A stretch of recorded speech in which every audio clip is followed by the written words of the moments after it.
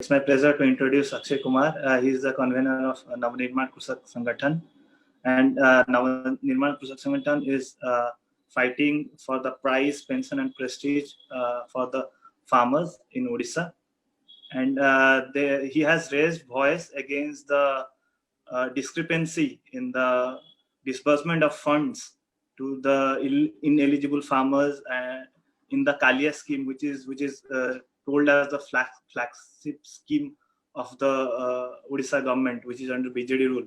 And he is very proactive in voicing out farmers' issues and all in the ground. So we'll listen to him. Over to Akshay sir. Over to Akshay Babu. Welcome sir. धन्यवाद. मैं सबको नमस्ते करता हूँ.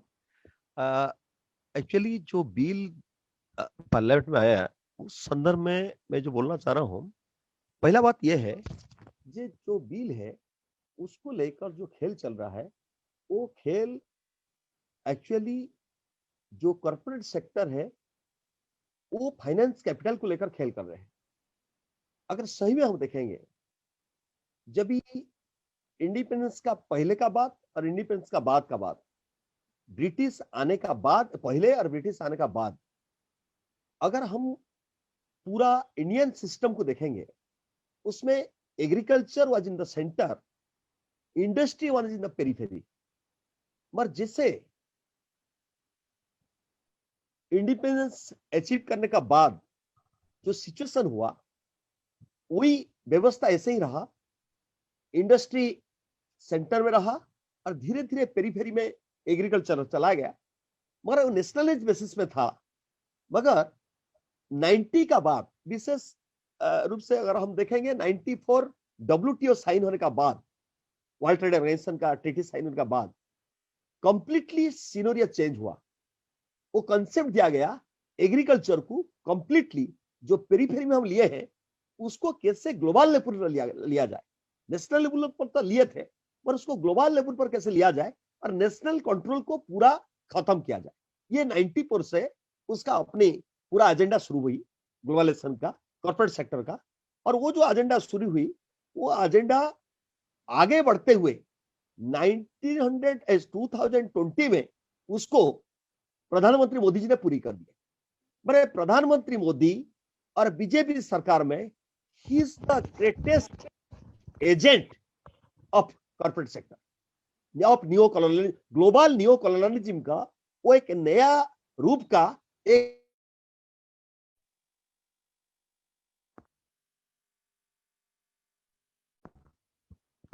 बड़ा सबसे बड़ा agent है. उसको है जब पूरा कोरोना का पीरियड है, लोग रास्ता पर नहीं आएंगे, पूरा मजदूर किसान हर आदमी घर में बैठा है, हर इंटेलेक्चुअल घर में बैठा है, उसी समय बिल को ला रहे हैं. और बिल में अगर जो प्रोविजन है अगर देखेंगे और पूरा उसका एनालिसिस करेंगे, पहला बात प्राइम मिनिस्टर बार बार बोलते हैं जे मैं एमएसपी खत्म नहीं कर रहा हूं. रियली वो एमएसपी खत्म नहीं किए हैं. मगर एक एग्जाम्पल दूंगा, अगर एक तालाब में एक बड़ा मछली को छोड़ दो, एक छोटी सी बहुत छोटी सी मछली को छोड़ दो, उसको इमीडिएट खा जाएगा. उसको मारना जरूरत नहीं है, छोटी मछली को मारने का जरूरत नहीं है, वो कंप्लीटली इमीडिएट खा जाएगा, उसको कोई पॉलिसी का जरूरत नहीं है. ऐसे ही कॉर्पोरेट सेक्टर को जो लाने के लिए जो एजेंडा ग्लोबल लेवल पर बना रहे हैं, जो ग्लोबल कैपिटलिज्म को लेकर आ रहे हैं मोदी, जो ग्लोबल कॉलोनियलिज्म सिस्टम को लेकर आ रहे हैं, ग्लोबल इंपीरियलिज्म को लेकर आ रहा है, उसका बहुत बड़ा एजेंट प्रधानमंत्री मोदी है. उसको जिस ढंग से ला रहे हैं, देखिए कितना डिप्लोमेटिकल ला रहे हैं. वो नहीं बोल रहे हैं, वो बोल रहे हैं कि बार बार मैं किसान को बोल रहा हूं कि वो एमएसपी मैं खत्म नहीं कर रहा हूं. अरे एमएसपी खत्म नहीं कर रहे हो, पर जो सिस्टम बना रहे हो उसमें एमएसपी अपने आप में खत्म हो जाएगा. हमारा उड़ीसा में अगर आप देखेंगे, एग्जाम्पल दो, अभी जितना गवर्नमेंट स्कूल है करीब गवर्नमेंट स्कूल खत्म होते जा रहा है. जो प्राइवेट स्कूल को बच्चे गार्डियन प्राइवेट स्कूल को बच्चे भेजे और प्राइवेट स्कूल भेजने बाद गवर्नमेंट स्कूल में बच्चे नहीं आए तो अपने आप में लोग गवर्नमेंट बोले कि भाई ये गवर्नमेंट स्कूल का जरूरत नहीं है, लोग बच्चे नहीं आ रहे हैं, अटेंडेंस नहीं है, इसका जरूरत क्या है, लोग नहीं चाहते हैं, करके बंद कर दिए. ऐसे ही ये जो ग्लोबल लेवल पर कैपिटलिस्ट सिस्टम को लेकर आ रहे हैं मोदी, उसमें नेशनल लेवल पर जो सिनेरियो था जिसमें थोड़ा सा कंट्रोल था गवर्नमेंट का, स्टेट का, जिसमें आम आदमी थोड़ा बच जाएगा। पर यही किसान नहीं, किसान, मजदूर, आम आदमी, व्यापारी सब खत्म हो जाएंगे, कोई नहीं बचेगा। ये सिर्फ जो ग्लोबल लेवल ये जो लाए बिल, ये दोनों बिल सिर्फ किसान का विरोध में नहीं है, पूरा देश का विरोध में है। सारी लोग इसमें खत्म हो जाएंगे, कोई नहीं बचेगा। सिर्फ 1% वही लोग बचेंगे जो उनका दलाल है, जो कॉर्पोरेट सेक्टर का दलाल है, वही बचेंगे। अदरवाइज और कोई नहीं बचेगा। नोबडी विल लीव कोई इस सिस्टम का अंदर। इसलिए जो बात को हम बोलना चाह रहे हैं, ये जो ग्लोबलाइजेशन का एजेंडा को प्रधानमंत्री मोदी पूरा बड़ा लेवल पर एक बड़ा एजेंट बन के लागू कर रहे हैं, वो बहुत कायदा से, बहुत डिप्लोमेटिकल ढंग से उसको सामने प्रेजेंट कर रहे हैं, जिसमें किसान को लगे अरे प्रधानमंत्री मोदी तो एमएसपी खत्म नहीं कर रहे हैं, और एमएसपी खत्म हो जाएगा।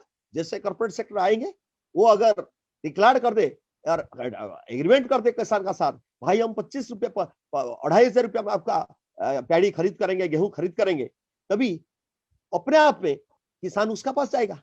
और धीरे धीरे क्या होगा, जब मंडी और इसका जो सोसाइटी है उसका पास किसान नहीं आएंगे, क्यों वो 25 रुपया दे रहे हैं, वहां जाएंगे, वो एग्रीमेंट कर दिया जाएंगे। धीरे धीरे इसको ये मंडी सिस्टम जरूरत नहीं है, इसका रिलीवेंस खत्म हो गया है, इसको खत्म कर देंगे, गवर्नमेंट खत्म कर देगा। जब ये खत्म कर देगा तभी क्या होगा, तभी मोनोपोली सेटअप हो जाएगा, ग्लोबलाइजेशन का मोनोपोली सेटअप हो जाएगा, कॉर्पोरेट सेक्टर का मोनोपोली चलेगा। अगर बोलेगा भाई हमको गेहूं मिल रहा है कि 10 रुपया में, अगर आप 8 रुपया में दोगे हम खरीद करेंगे, ये तो आप घर में बैठे रहो। इसलिए सवाल ये है, ये पूरा फाइनेंस कैपिटल का ग्लोबलाइजेशन एजेंडा को प्रधानमंत्री मोदी न्यू कॉलोनियलिज्म का जो एजेंडा है उसको लागू कर, the biggest agent of colonialism, biggest agent of corporate sector, और उसको लागू कर ले। और जो एग्रीकल्चर पेरीफेरी में तो था ही, उसको तो पेरीफेरी में रखा गया था, जो इंडस्ट्रियल का बाद, ब्रिटिश आने का बाद उसको तो पेरीफेरी में लिए थे, और वो धीरे धीरे पेरीफेरी में था। तो बहुत मिनिमम इंडस्ट्रियलाइजेशन का जो पार्ट था उसमें कुछ कंट्रोल था, नेशनल लेवल पर, नेशनल पेरीफेरी में था, मगर इंडस्ट्री का पर कुछ कंट्रोल था, जिसमें इसको कुछ सपोर्ट दे रहे थे, इसमें बचा खुचा तो कुछ था। मगर जिस ढंग से ग्लोबलाइजेशन का साथ इसको एजेंडा को जोड़ दिए, उसमें सारी चीज खत्म हो गया। किसान का अपनी इंडिपेंडेंसी, अपनी जो था, देखिए वो कुछ गवर्नमेंट का कंट्रोल था, वो बेच पाएगा, उतना रेट में बेच पाएगा जो एमएसपी का आधार है। जो इस एमएसपी का आधार को लेकर हम बोल रहे हैं कि भाई इस एमएसपी का जो आधार है, अगर हम उसको नहीं लेकर कंपेयर करें, जिस बात को अगर देखेंगे, जिसको देवेंद्र शर्मा जी ने स्वागत कोट किए हैं, 1972 में पैडी का रेट 80 रुपया था, गेहूं का रेट 76 रुपीज था। उस समय एक चपरास का सैलरी था 18 रुपया, एक यूपी स्कूल टीचर का सैलरी था 40 रुपीज, और एक ऑफिसर का सैलरी था 120 180 रुपीज। इसका कितना परसेंट? सोना उस समय 240 रुपया था, सोना 240 से करीब करीब हो गया 50,000, माने 200 गुण बढ़ा। सैलरी करीब करीब देखेंगे, जिसका 18 रुपया सैलरी था 1800 हो गया, 18,000 हो गया, माने 1000 गुण, 2000 गुण बढ़ा। और पैडी कितना बढ़ा, गेहूं कितना बढ़ा? सिर्फ 18 से 20 गुण बढ़ा। इसलिए किसान मर गया। हम उसी एमएसपी का आधार को लेकर हम मूवमेंट लड़ रहे हैं, उस एमजेपी को बात बोल रहे हैं। जब हर इंडस्ट्री जो पैदा कर रहा है प्रोडक्ट, उसके लिए एमआरपी, मैक्सिमम रिटेल प्राइस, और हमारा जो प्रोडक्ट उसके लिए एमएसपी, मिनिमम सपोर्ट प्राइस। उसी मिनिमम सपोर्ट प्राइस को हम बोलते थे, स्वामीनाथन जो बात बोले थे, मिनिमम वो जो एमएसपी आप तय किए हो, उसको मिनिमम जस्टिफाइड प्राइस में तो कन्वर्ट करो। मैक्सिमम रिटेल प्राइस में कन्वर्ट नहीं कर पाओगे, अगर मिनिमम जस्टिफाइड प्राइस में तो कन्वर्ट करो। मिनिमम जस्टिफाइड प्राइस में कन्वर्ट करने के लिए जितना गुना बढ़ा है सोना, उतना गुना उसका करा दो मिनिमम मूल्य जो है। जब हम इस चीज को लेकर जो बोल रहे हैं, जब ये बात को अगर एमएसपी का आधार ही खत्म हो जाएगा, तो मिनिमम जस्टिफाइड प्राइस हम कहाँ उस मांग को रखेंगे? जब पूरा आधार ही खत्म हो गया, पूरा मार्केट का सिस्टम ग्लोबलाइजेशन एजेंडा में पूरा मार्केट का अंदर ग्लोबल लेवल पर फेंक दिया उसको। तुम्हारा गवर्नमेंट का कंट्रोल नहीं है, अभी ग्लोबल लेवल पर मार्केट कंट्रोल करेगा और कोई कंट्रोल नहीं करेगा। इसलिए सवाल ये है उसी चीज को लेकर। और दूसरी, जैसे कॉन्ट्रैक्ट फार्मिंग लाए। कॉन्ट्रैक्ट फार्मिंग क्या है? कॉन्ट्रैक्ट फार्मिंग ये है, जो छोटा किसान वो खत्म हो जाएंगे, ऐसे पूरा स्ट्रेटेजी बनाएंगे, करीब 1000, 2000, 5000, 10,000 एकड़ जमीन उनका हाथ में चली जाएगा। उसके बाद प्रधानमंत्री मोदी क्या एजेंडा बना है? 1 नेशन 1 मार्केट, 1 डिस्ट्रिक्ट 1 क्रॉप। कितना अच्छा बात है, सुना ही बहुत अच्छा, इंटेलेक्चुअल तो बहुत अच्छा लग रहा है। मगर ये फाइनेंस कैपिटलिस्ट जो है, जो फाइनेंस कैपिटल को पूरा ग्लोबल लेवल पर डील कर रहे हैं, वो ये स्ट्रेटेजी को बना रहे हैं। जिस ग्लोबल कैपिटलिज्म को सेटअप करने के लिए पहले किसान को पूरा उसका रास्ता से हटाना पड़ेगा। अगर नहीं हटाएंगे, उसको अपनी कंट्रोल में नहीं लाएंगे, तो मार्केट को हम कंट्रोल नहीं कर पाएंगे। क्योंकि कंज्यूमरिज्म लेवल पे अगर सब सही में बड़ा मार्केट है, वो किसान का है, किसान का प्रोडक्ट का है। अगर उसको अगर हम हाथ में ले आए, तभी कंज्यूमरिज्म का जो खेल चल रहा है ग्लोबल कैपिटल ग्लोबल मार्केट में, वो पूरा कॉर्पोरेट सेक्टर का हाथ में वो खेल चलेगा। और उसी खेल को हाथ में लेने के लिए वो किसान के लिए 2 बिल लाए हैं, 3 बिल लाए हैं। इसलिए सवाल ये, एसेंशियल कमोडिटी एक्ट, अब देखिए एसेंशियल कमोडिटी एक्ट जो एक कंट्रोल था, मिनिमम कंट्रोल था, अगर आलू प्याज जो है, जो तेल जो जिसका में एसेंशियल कमोडिटी है, जो जरूरत है आम आदमी का, उसका भी कंट्रोल था, मार्केट का भी कंट्रोल था, स्टेट का। उस स्टेट का कंट्रोल 1950 में इमीडिएट हटा दिया। हटाकर क्या किए ना, ऐसे हटा दिए जिसमें इमीडिएट, आप देखिए जो प्याज कल 20 रुपया मिल रहा था, आज 90 रुपया है।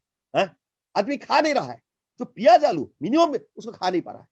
इसका मतलब यह है, ये क्यों किया है, इसलिए किए हैं इसको ग्लोबल कैपिटलिस्ट का हाथ में कैसे उठा देंगे। और इसी समय क्यों किए, आप देखिए जब 1994 में WTO साइन हुआ, कांग्रेस का गवर्नमेंट चला गया, वाजपेयी मोदी का पहला सरकारी में पिछला 5 साल में था, नहीं किए। उन्होंने सही देखे ये काफी हो हल्ला होगा, पूरा उसका आवाज जोरदार उठेगा, जितना कानून हटाए है लगा के लागू किए। आप लेबर एक्ट देखिए, जो भी चीज किए हैं वो प्रधानमंत्री मोदी किए, हर चीज प्राइवेटाइज कर दिए, हर चीज प्राइवेटाइज कर दिए, इसरो को भी प्राइवेटाइज कर दिए।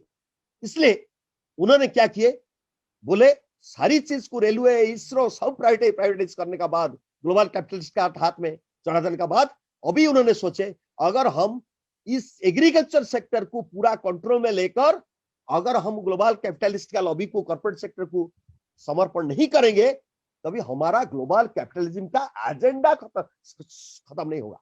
ग्लोबल एजेंडा कैसे खत्म करेंगे, लागू करेंगे, उसके लिए इसको एग्रीकल्चर उठा दिया, एग्रीकल्चर सेक्टर को 3 बिल को पास कराए। और जिस समय पूरा कोरोना का आड़ में लोग फंसे हुए हैं, रास्ता का वो नहीं आएंगे, वो भी एक बड़ा कंस्पिरेसी, छोड़ दीजिए, उसका बात नहीं बोल रहा हूँ। इसलिए सवाल उठ रहा है, ये ग्लोबल कंस्पिरेसी जो चल रहा है, ग्लोबल कैपिटलिस्ट जो बैठे हैं, जो फाइनेंस कैपिटल को लेकर खेल कर रहे हैं, वो फाइनेंस कैपिटल को लेकर जो लोग खेल, अब जो देवेंद्र शर्मा जी बोले, कितना $425 बिलियन का सब्सिडी कहां से आता है, बैंक पैदा करता है पैसा। ये फाइनेंस कैपिटल का जो खेल चल रहा है, वहां सब्सिडी देकर बचाओ, अगर नहीं बचाएंगे तभी ग्लोबल कैपिटलिज्म का एजेंडा पूरी करने के लिए हम पूरी नहीं कर पाएंगे। इसलिए हिंदुस्तान जैसे लोग देश पड़ा है, इसको पहले कब्जा करेंगे, उसका बाद हम इसको ग्लोबल कैपिटलिज्म का एजेंडा को पूरा करेंगे। इसलिए हम जो सवाल उठा रहे हैं, इसको लेकर ये पूरा जो वेलफेयर गवर्नमेंट है, वो वेलफेयर गवर्नमेंट एक सही में फैसिस्ट गवर्नमेंट में कन्वर्ट हो चुका है। पूरा एजेंडा एक पूरा, जिसको वेलफेयर गवर्नमेंट नहीं बोलेंगे, जिसको सही में बोलेंगे, ये गवर्नमेंट जो है पूरा एक ग्लोबल एजेंट का बन चुका है, कैपिटलिस्ट सेक्टर का, ग्लोबल कैपिटलिज्म का एजेंट बन चुका है, और इसको लागू कर रहा है, उसका एजेंडा को लागू कर रहे हैं।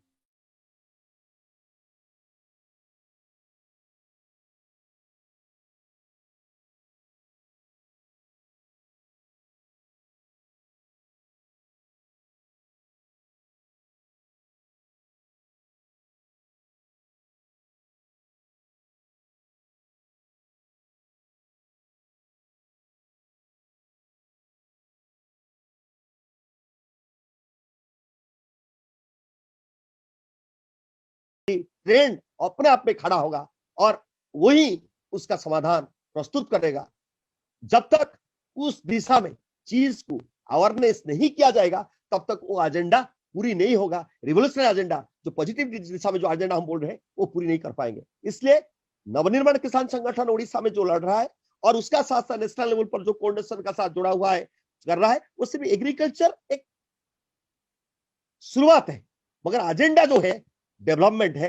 वो जो बात को डेवलपमेंट बोल रहे हैं, वो एक्चुअली डिस्ट्रक्शन है। और विकास का अवधारणा जैसे प्रधानमंत्री मोदी जी लेकर चल रहे हैं, वो विकास का अवधारणा विनाश का साथ समान है। वो खत्म करेगा, पूरा किसान को खत्म करेगा, मजदूर को खत्म करेगा, आम आदमी को खत्म करेगा, पर्यावरण को खत्म करेगा, छोटा व्यापारी को खत्म करेगा, पूरा माने आदमी से लेकर इकोलॉजी तक पूरा एक इम्बैलेंस खड़ा करेगा। इसलिए इस बिल को हम पूरी तरह विरोध करते हैं। और उस बिल में मतलब जो कानून बन गया, बिल तो नहीं अभी कानून बन गया, इसलिए उस कानून को जब तक प्रत्याहार नहीं करेंगे तब तक ये विरोध एक नेशनल लेवल पर जो कोऑर्डिनेशन बन रहा है, किसान से लेकर हर ग्रुप से कोऑर्डिनेशन बना रहे, एक बड़ा रिवोल्यूशनरी ट्रेंड खड़ा होगा। और इस चीज का समाधान के लिए एक जो रिवोल्यूशनरी ट्रेंड उसका समाधान प्रस्तुत करेगा। और हम मोदी नहीं सुनेंगे तभी मोदी को मजबूर करेंगे सुनने के लिए अगला 2 साल में जो रणनीति प्रस्तुत करेंगे। धन्यवाद। Thank you Akshay Babu.